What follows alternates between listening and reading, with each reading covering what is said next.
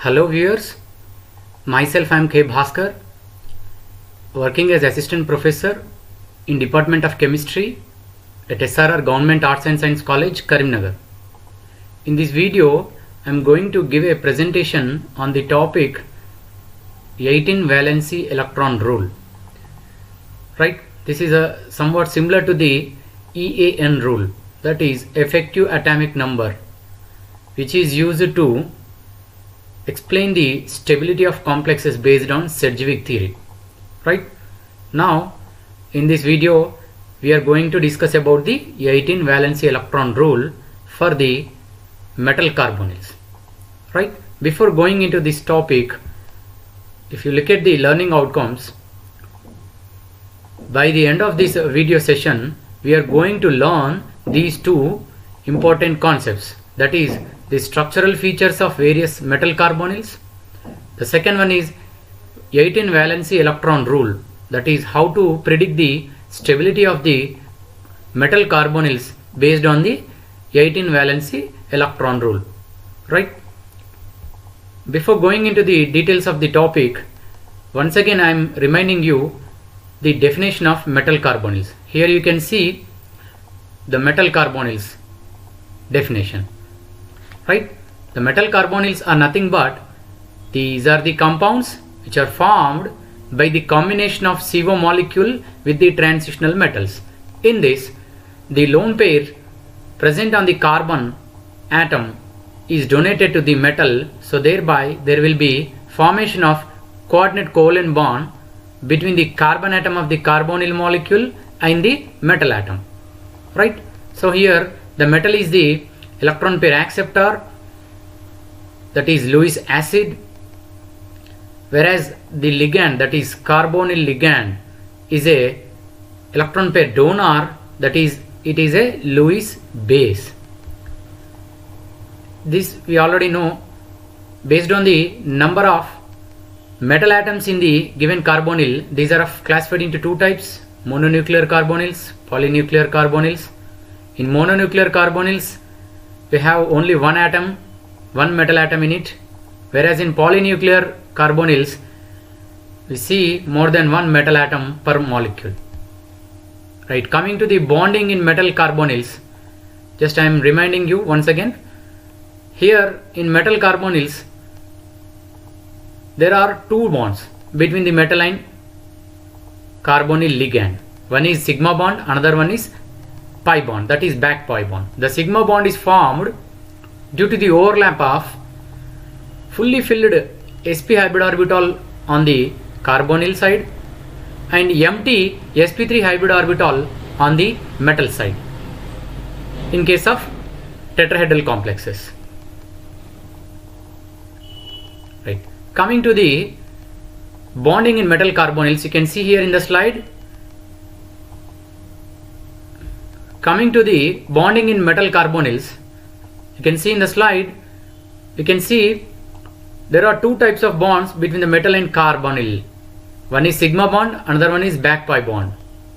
If you see the formation of sigma bond between the metal and carbonyl, it is due to the overlap of hybrid orbital, empty hybrid orbital on metal side and fully filled sp hybrid orbital on carbonyl side. These two orbitals will overlap to give sigma bond. Here you see the ligand is an electron pair donor, that is Lewis base, whereas metal is a Lewis acid because it is an electron pair acceptor. Right, this is sigma bond, whereas the pi bond is formed due to the overlap of fully filled d orbital on metal atom side and empty pi star molecular orbitals on carbonyl side. These two sideway overlap to give pi bond, that is back pi bond.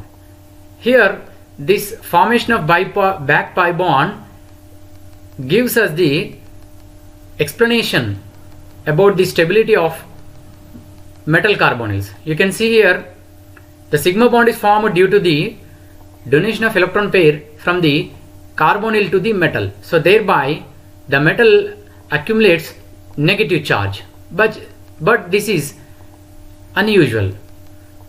So in order to explain the such situations, here there is a back pi bond. That means the electrons on the d orbitals are reverse donated to the empty orbitals on the carbonyl side. So thereby the back pi bond is formed in the metal carbonyls, right?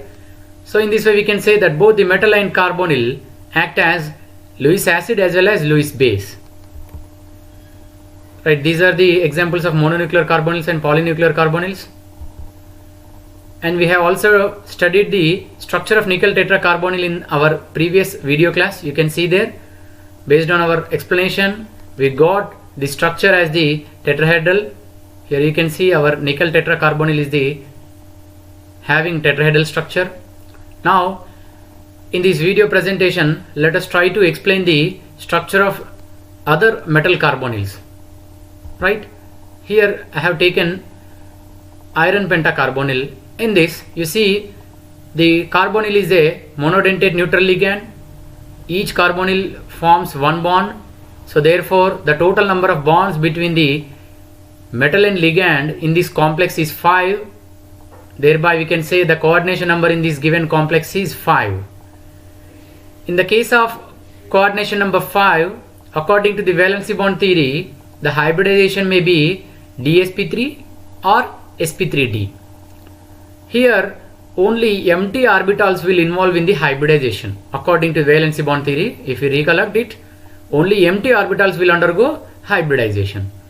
Now let us try to solve this problem and find whether the hybridization is dsp3 or sp3d. If the complex undergoes dsp3 hybridization, then the structure is trigonal bipyramidal. If the complex undergoes sp3d hybridization, then the structure is square pyramidal, right? Now let us try to find whether the given complex is trigonal bipyramidal or square pyramidal structure. And here the iron atom, you know, the atomic number is 26, its electronic configuration is 3d6 4s2 4p0 4d0, right? Yes, 3d is having 6 electrons, 4s is having 2 electrons, 4p and 4d are empty. And coming to the oxidation state of iron atom, iron, if you see here, it is 0, because here the carbonyl is a neutral ligand, therefore its charge is 0. By substituting it in the equation, we get the oxidation state of iron is 0. That means here the iron in 0 oxidation state will form this complex. But here the iron 0 oxidation state, it is having totally 8 electrons, 6 in 3d and 2 in 4s. But in presence of strong field ligand, the electrons are filled against the Hund's rule according to the valency bond theory. It is very clear, right? Our CO ligand is a strong field ligand and the electron should be filled against the Hund's rule. What is Hund's rule? Hund's rule says that the electrons are filled in the empty orbitals of degenerate subshells before pairing takes place. This is what about the Hund's rule. But here in presence of strong field ligands, the electrons are filled against the Hund's rule. That means we have to pair from the beginning itself. 1, 2, 3, 4, 5, 6, 7, 8. In this way, if we pair the electrons from the initial stage only, we will get the empty orbital on the 3d level. So thereby it will undergo hybridization by utilizing the inner d orbitals. So here the iron will undergo dsp3 hybridization. Thereby we can say that this is the electronic configuration. The empty dsp3 hybrid orbitals will accept the electron pairs from the carbonyl ligand. So this is what the electronic configuration of iron pentacarbonyl complex. Now just now I have told you that if the complex undergoes hybridization dsp3, then its structure is trigonal bipyramidal. You see here 3 carbonyls are in trigonal planar, whereas one is above and another one is below the trigonal planar. The structure is trigonal bipyramidal structure. So in this way, if you try to solve each complex, You see the chromium hexacarbonyl will get the octahedral structure. And now let us try to discuss the structure of few polynuclear metal carbonyls. The first examples here I have taken is dimanganese decacarbonyl, and based on the molecular weight determination of this compound, it reveals that the molecular weight of this, the molecular formula of this complex is Mn2CO taken N, right? Based on the X-ray diffraction studies, it shows that the molecule has, in this molecule, the manganese metal is connected to another manganese metal, and each manganese is bonded to 5 terminal carbonyl ligands.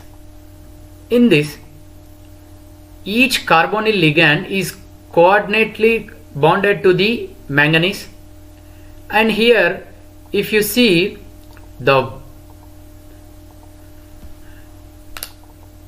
bond distance between the metal and metal is 2.79 angstroms, and here it is a diamagnetic compound. It has no bridged carbonyl ligands in it. So this is what about the structure of dimanganese decacarbonyl. Right, now coming to the second example, that is dicobalt octacarbonyl complex. Based on the molecular determinations, molecular weight determination, it reveals that its molecular formula is cobalt taken twice, carbonyl taken 8. This is the formula which we get the information from the molecular determination studies. And based on the infrared studies of the solution of this metal carbonyl, it reveals that the solution, in the solution there exist 2 isomeric forms of the metal carbonyl, and one form exists in bridged structure which we see in the slide. The other form is non-bridged structure. Coming to the bridged structure, here you can see it consists of a cobalt atom which is directly connected to the other cobalt atom through sigma bond, and it is having 2 bridged carbonyl ligands which are connected via sigma bonds, whereas each cobalt atom is also connected to 3 terminal carbonyl ligands via coordinate covalent bond. Here the bond distance between the cobalt and cobalt is 2.52 angstroms. Coming to the other structure, that is non-bridged structure, here what happens is, in this non-bridged structure, each cobalt is connected to other cobalt via sigma bond, and each cobalt atom in the non-bridged isomeric form, each cobalt atom is connected to 4 carbonyl ligands, 4 terminal carbonyl ligands via coordinate covalent bond. Right? So overall we can say that based on the infrared studies, it has revealed that the solution consists of 2 isomeric forms. One is bridged structure, another one is non-bridged structure, right? And here these 2 isomeric forms have different energies and exist in equilibrium. There exists an equilibrium between these 2 isomeric forms. At very low temperature, the bridged structure predominates over the non-bridged structure. As the temperature increases, the non-bridged structure stability increases. And if you look at the solid form of this dicobalt octacarbonyl, it shows that the molecule is in bridged structure. The molecule is in bridged structure. This is what about the structure of dicobalt octa. Coming to the structure of diiron carbonyl compound. In this structure, the molecular weight determination studies shows that its molecular formula is Fe2CO taken 9, and the X-ray studies shows that in this molecule the iron metal atom is bonded to other metal atom via sigma bond, and it is a diamagnetic compound, and each iron atom is connected to 3 bridged carbonyl ligands which are connected via sigma bond, whereas each iron atom is connected to 3 terminal carbonyl ligands via coordinate covalent bond, right? So the X-ray diffraction studies shows that this molecule is having 3 terminal carbonyl ligands on each iron atom. Each iron atom is connected to other iron atom via sigma bond, and each iron atom is connected to bridged carbonyl via sigma bond, and it is a diamagnetic in nature. If you look at the bond distance between the iron and iron metal atom in this complex, it is 2.46 angstroms, right? This is what about the structure of di-iron carbonyl, right? Coming to the structure of the tri-iron dodecacarbonyl. This is somewhat very complex structure. The molecular determination studies shows that its molecular formula is Fe3CO taken 12, and the X-ray diffraction studies on this complex, it shows that it reveals that in this molecule the 2 iron atoms are linked to one another, which are also linked with the 2 bridged carbonyl ligands, as well as each iron atom is connected via 3 terminal carbonyl ligands. The second one is these 2 iron atoms are also connected to the 3rd iron metal atom, right? And the 3rd iron metal atom further connected to 4 terminal carbonyl ligands. And if you look at the molecule, in this molecule is also having 3 iron metal bonds, and these are equidistant from one another, and the bond distance between these any iron metal atoms in this compound is 2.8 angstroms. This is what the structure of tri-iron dodecacarbonyl compound, right? Coming to the 18 valency electron rule.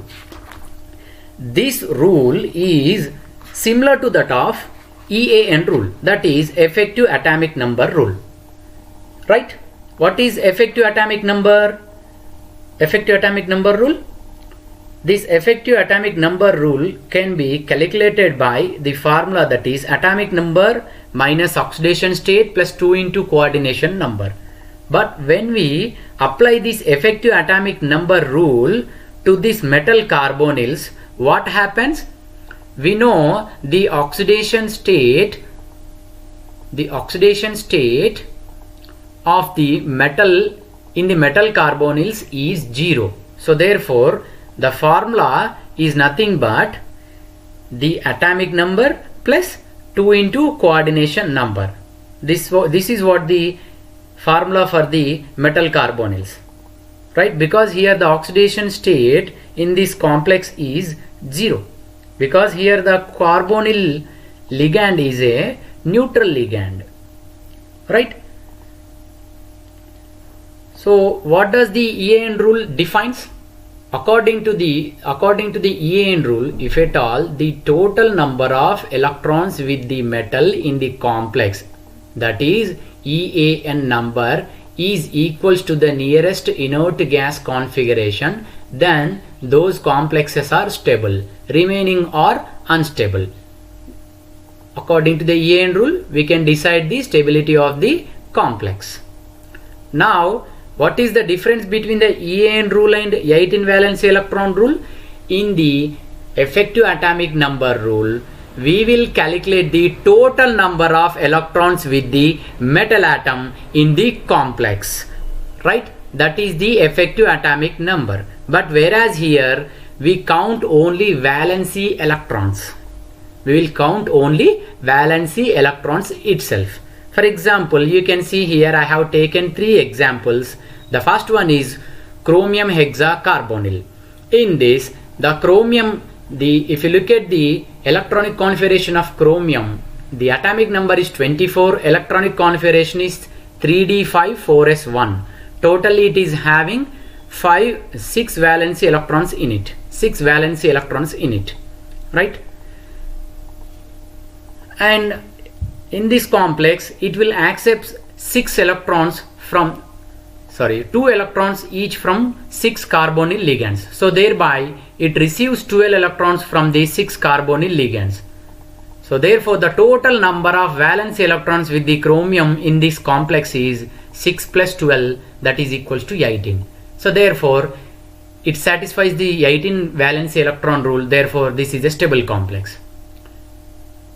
If you look at the second example, iron pentacarbonyl, in this the iron atomic number is 26, its electronic configuration is 3d6-4s2.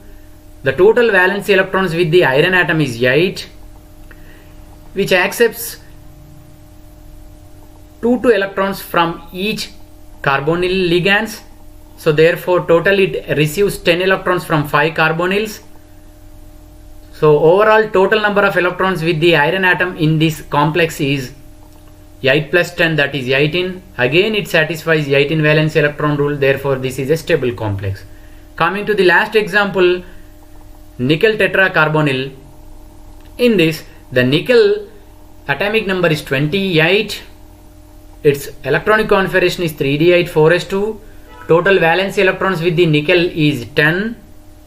And it accepts the 8 electrons from the 4 carbonyl ligands. Therefore the total number of valence electrons with the nickel after forming the complex is 10 plus 8, that is equals to 18.